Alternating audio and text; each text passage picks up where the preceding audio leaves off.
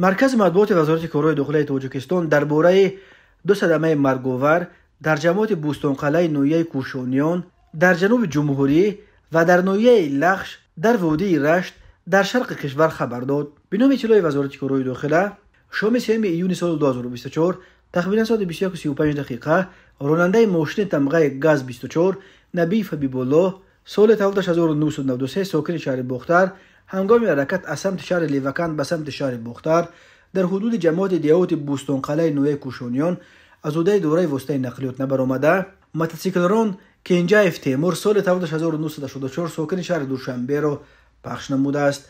در نتیجه کنجایف جراحت‌های وزن جسمانی برداشته در بیمارخانه به هلاکت رسیده است. همچنین نیمه اول روز 4 ایون سال 2024 تقریبا ساعت 2:20 راننده ماشین تمغه اوپل ویکترا لایق فرخ سال تولدش 2002 ساکن نویه لخش هنگام حرکت از سمت دیهه سیران به سمت مرکز نویه لخش از عهده دوره واسطه نقلیات نبرآمده به مقابل سمت حرکت راه برآمده است و به ماشین تمغه تیکو تحت دوره راننده ویسوف عزیزالله سال تولدش 1961 ساکن همین نویه برخورده است. در نتیجه برخورد مسافر ماشین تمغه تیکو تایتوف اردقل سال تولدش 1941 ساکن نویه لخش جراحت‌های گوناگون جسمانی برداشته در بیمارخانه به هلاکت رسیده است. راننده ماشین تیکو ویسوف جراحت‌های جسمانی برداشته در بیمارخانه بستری گردیده است. تفصیلات دیگر این دو حادثه دسترس نیست.